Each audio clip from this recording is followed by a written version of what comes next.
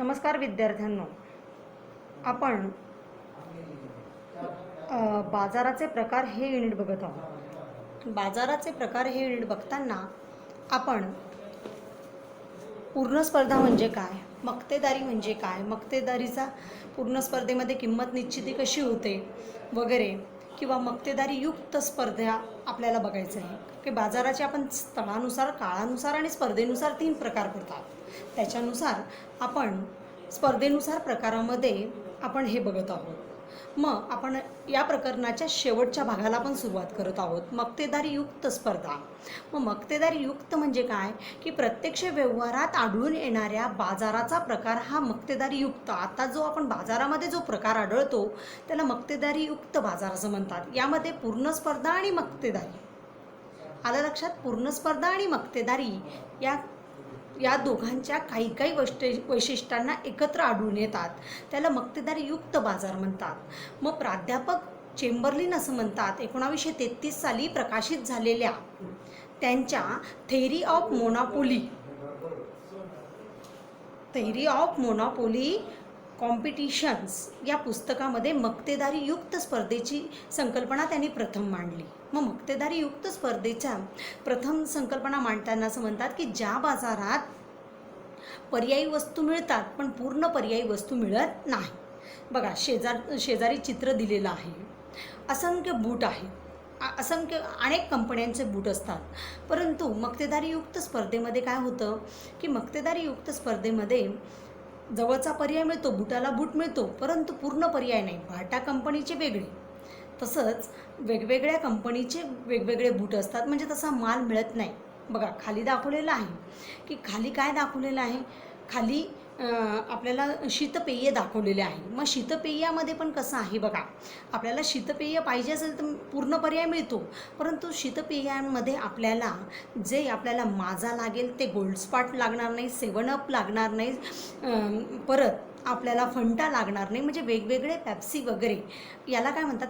मग मक्तेदारीयुक्त अशी स्पर्धा आहे की ज्या बाजारात अनेक विक्रेते आहेत, जवळचा पर्याय असलेली वस्तू मिळते, महत्त्वाचं लक्षात घ्या, पूर्ण पर्यायी असलेली वस्तू मिळत नाही, त्याला मक्तेदारीयुक्त बाजार असं म्हटलं जातं. आलं लक्षात. त्याची वैशिष्ट्ये, मक्तेदारीयुक्त स्पर्धेची वैशिष्ट्ये कशी बघा. पहिलं आहे अनेक विक्रेते. अनेक विक्रेते आहेत या बाजारामध्ये. मक्तेदारीयुक्त स्पर्धेमध्ये विक्रेत्यांची संख्या पण जास्त आहे, परंतु तुलनेने पूर्ण स्पर्धेच्या विक्रेत्यांपेक्षा ती कमी आहे. या कारणामुळे विक्रेत्यांचं वर्तन हे मक्तेदारीप्रमाणे असतात अनेक विक्रेते, पण पूर्ण स्पर्धेसारखे असंख्य विक्रेते नसतात. पुढचं वैशिष्ट्य आहे असंख्य ग्राहक. पूर्ण स्पर्धेसारखे असंख्य ग्राहक असतात, परिणामी एक ग्राहक वैयक्तिक मागणीवर बदल करू शकत नाही, वस्तूच्या किमतीत तो बदल घडून आणू शकत नाही. समजा मी एखाद्या दुकानात गेले, मला एखादी साडी आवडली, मग साडी आवडल्यानंतर मी त्याला म्हटलं किंमत कमी कर, मग त्याने केलीच नाही, मग मी न साडी घेतल्यामुळे त्याच्या दुकानावर परिणाम होणार नाही. असे असंख्य ग्राहक असतात. आलं लक्षात. पहिलं वैशिष्ट्य असंख्य विक्रेते, दुसरं असंख्य ग्राहक. तिसरं आहे या बाजारामध्ये वस्तुभेद केला जातो. मग वस्तुभेद कुणाला म्हणतात, एका उद्योग संस्थेचे उत्पादन बाजारातील दुसऱ्या उद्योग संस्थेपेक्षा वेगळे असणं याला वस्तुभेद असं म्हणतात. मग वस्तुभेदमध्ये मक्तेदारीयुक्त स्पर्धेचं महत्त्वाचं वैशिष्ट्य आहे की बाजारात अनेक उद्योग संस्था आपली वस्तू कशी वेगळी आहे हे ते स्पष्ट करत असतात. म्हणजे त्यांचं ब्रँड. आता बिस्किटांमध्ये बघा, अनेक बिस्किट आहे, पार्लेजीची बिस्किट आहे, समजा ब्रिटानिया आहे, पतंजली आहे वगैरे. मग प्रत्येक उत्पादक काय करतो की माझी त्याच्या बिस्किटच आहे, परंतु बोर्बॉनवाले पार्लेजी कंपनीवाले वेगळे करतात, ब्रिटानियावाल्यांची वेगळी चव असते. म्हणजेच प्रत्येक उत्पादक आपली छाप वस्तुभेद तो करत असतो. समजा तुम्ही आता हे घ्या, कॅडबरी घ्या, मग कॅडबरी चॉकलेट घ्या, असंख्य चॉकलेट असतात, मग प्रत्येकजण चॉकलेटाची छाप वेगळी असते. जर आपल्याला कॅडबरी कंपनीची चॉकलेट खायची असेल तर ती बरी वाटते, पार्लेची असते, नेस्लेची असते. म्हणजे मला सांगायचं तात्पर्य असं की वस्तुभेद केला जातो. प्रत्येक उद्योजक हा वस्तुभेद करत असतो. चौथं आहे, या बाजारामध्ये मुक्त प्रवेश आणि निर्गमन आहे. इथं पूर्ण स्पर्धेप्रमाणे या बाजारात तो कधीही व्यवसाय टाकू शकतो आणि कधीही व्यवसाय तो बंद करू शकतो. तोटा झाल्यावर तो बाहेर निघतो. फायदा झाला करायचा असेल तर तो आपला उद्योग तो टाकू शकतो. हे चौथं वैशिष्ट्य आहे. पाचवं वैशिष्ट्य आहे की याच्यामध्ये विक्री खर्च हा मक्तेदारीयुक्त स्पर्धेत आढळतो आणि हे फार महत्त्वाचं आहे. हे तुम्हाला पाठ करणं फार गरजेचं आहे की उत्पादकाच्या उत्पादनासाठी अधिक मागणी निर्माण करण्यासाठी, वस्तूची विक्री वाढवण्यासाठी त्याला जो काही खर्च करावा लागतो त्याला विक्री खर्च असं म्हणतात. बघा, आता पतंजलीचे बिस्किट असतात, पार्लेची असतात, ब्रिटानियाचे असतात. हे आपला किंवा मोबाईल घ्या तुम्ही, सॅमसंगचा मोबाईल आहे, ॲपलचा मोबाईल आहे, रेडमीचा आहे. मग प्रत्येकाला वाटतं की आपला मोबाईल त्या ग्राहकाने खरेदी करावा. मग यासाठी ते काय करतात, जाहिरात करतात. इतकी जाहिरात प्रभावी करतात की जेणेकरून त्या जाहिरातीद्वारे लोक काय करतात, तो मोबाईल घेत असतात किंवा ती वस्तू ते घेत असतात. मग ती वस्तू घेताना मग त्यांना जाहिरातीसाठी जो खर्च लागतो त्याला विक्री खर्च असं म्हणतात. किंवा काय किराणा दुकानदारवाले काय करतात की आपला जो काही माल आहे तो माल घरपोच देतात. मग घरपोच देताना त्यांना काय झालं होतं की त्याला तो खर्च करावा लागतो. मग याला विक्री खर्च असं म्हणतात. आलं लक्षात? मोफत वस्तू भेट देतात त्यालासुद्धा त्याचा पण हे करावं म्हणजे विक्री खर्चामध्येच गणली जाते. पुढची आहे गटसंकल्पना. मग गटसंकल्पना कोणाला म्हणतात? मक्तेदारीयुक्त स्पर्धेत चेंबरलिन यांनी उद्योग संकल्पनाऐवजी गटसंकल्पना ही वापरलेली आहे. एकजिन्सी वस्तूंचं उत्पादन करताना संस्थांचा समुदाय म्हणजेच उद्योग होय, हे एकमेकांना पर्यायी वस्तू असणाऱ्या वस्तू विकतात परंतु वस्तुभेद निर्माण करतात. मग संस्थांचा समुच्चय निर्माण होतो, जसं औषधांचा, सिमेंटचा, मोबाईलचा, म्हणजे अशा वेगवेगळ्या समूहाचा समुच्चय तयार होतो. त्याला गटसंकल्पना म्हणतात. समजा आता सिमेंट उद्योग आहे, मग सिमेंटमध्ये अंबुजा आहे, वेगवेगळे सिमेंटचे ARS आहे, हे सगळे सिमेंटचे प्रकार आहे.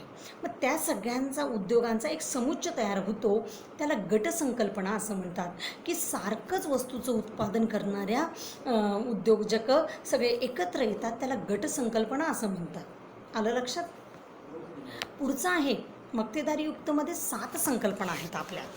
कुठल्या कुठल्या आहेत बघा. मग आपण काय काय बघितलं की मक्तेदारीयुक्त बाजार म्हणजे काय, मक्तेदारीच्या वैशिष्ट्य आपण बघितली.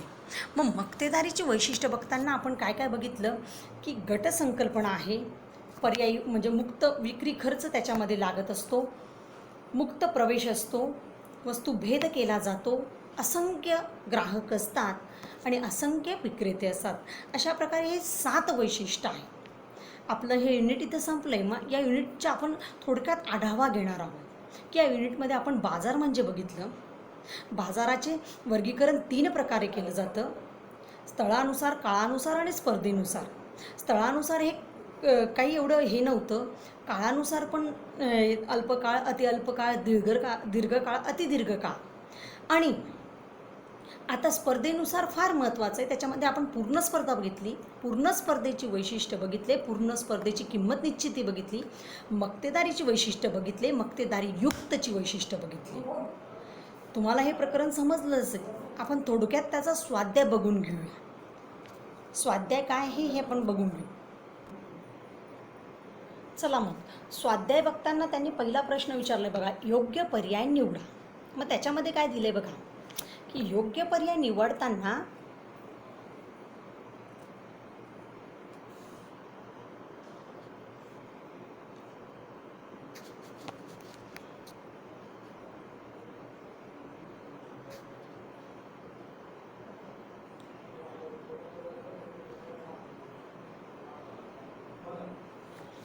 योग्य पर्याय निवडा असं सांगितलं त्यांनी. मग योग्य पर्याय निवडताना त्यांनी सांगितलं की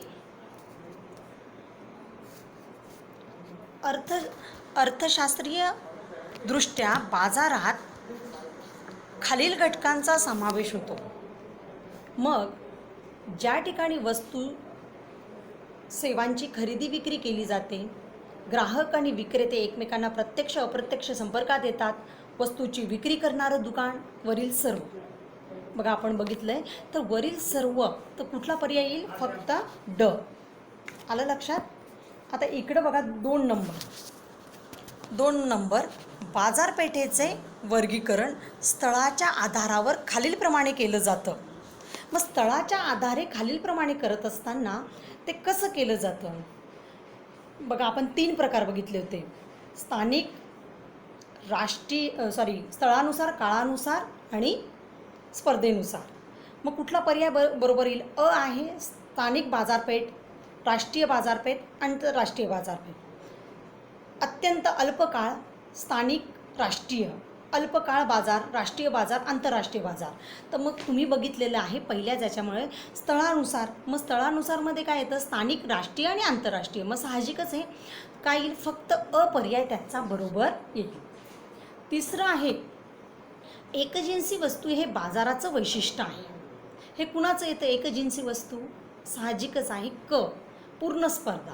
म्हणजे चौथा पर्याय बरोबर येईल फक्त क. चौथा आहे पूर्ण स्पर्धेच्या विक्रेत्यांची भूमिका पुढील प्रकारची असते. किंमत करता असतो, किंमत स्वीकारणारा असतो, किंमत भेद करणारा असतो, यापैकी नाही. साहजिकच आहे तो किंमत स्वीकारणारा असतो. म्हणजे फक्त ब हे बरोबर येईल. आलं लक्षात? प्रश्न दुसरा आहे पारिभाषिक शब्द ओळखा. काय? पारिभाषिक शब्द ओळखा. मग पारिभाषिक शब्दामध्ये बघा काही विक्रेते असलेला बाजार. काय येईल हो? काही विक्रेते असलेला बाजार. साहजिकच आहे अल्पाधिकार. दुसरं आहे मागणी वक्र व पुरवठा वक्र हे एकमेकांना ज्या बिंदूत छेदतात त्याला काय म्हटलं जातं? समतोल बिंदू. काय? समतोल बिंदू. मी तुम्हाला नोट्समध्ये देणार आहे पण तुम्हाला हे सोडवणं फार गरजेचं आहे. एकजिन्सी वस्तूचं उत्पादन करणाऱ्या संस्थांचा समुदाय. एकजिन्सी वस्तूंचं उत्पादन करणाऱ्या संस्थांचा समुदाय त्याला काय म्हणतात? उद्योग. आपण आत्ताच शेवटचं वैशिष्ट्य बघितलं होतं. गटसंकल्पना म्हणजेच उद्योग. एक वस्तू व सेवेंच्या वेगवेगळ्या ग्राहकांनी केलेल्या किमतीचं आकारण त्याला काय म्हणतात? एकच वस्तूच्या आणि सेवेच्या वेगवेगळ्या ग्राहकांकडून वेगवेगळी किंमत आकारणे त्याला काय म्हटलं जातं? मूल्यभेद. हे तुम्हाला मला असं वाटतं समजलं असेल. आता प्रश्न चौथा बघणार आहोत आपण की गटात न बसणारा शब्द. विक्री खर्च, मोफत भेटवस्तू, फलक, जाहिरात, खिडकी, प्रदर्शन, पेटंट. मग काय येईल याच्यामध्ये? गटात काय नाही बसत आहे? गटात न बसणारा शब्द. तर साहजिकच आहे याच्यामध्ये येईल पेटंट. दुसरा आहे बाजाराचा प्रकार. पूर्ण स्पर्धा, मक्तेदारी, अल्पाधिकार, अत्यंत अल्प बाजार. तर याच्यामध्ये आहे गटात न बसणारा अत्यंत अल्प बाजार, मक्तेदारी प्रकार, किंमत करता, प्रवेश निर्गमन, अनेक विक्रेते, पर्यायी वस्तूंचा अभाव. तर मग याच्यात काय होईल? गटात न बसणारा प्रवेश निर्गमन. कायदेशीर मक्तेदारी याच्यात येतं पेटंट, ओपेक, बोधचिन्ह. कायदेशीर मक्तेदारी. मग याला काय केलं जातं? बोधचिन्ह दिलं जातं. आलं लक्षात? तुम्हाला हा स्वाध्याय सोडायचा आहे आणि तो स्वाध्याय अत्यंत याच्यामध्ये बघा खालील तक्ता पण दिलेला आहे. तो तक्ता पण तुम्हाला व्यवस्थित करायचा आहे. मग तो व्यवस्थित करून तुम्हाला करायचा आहे.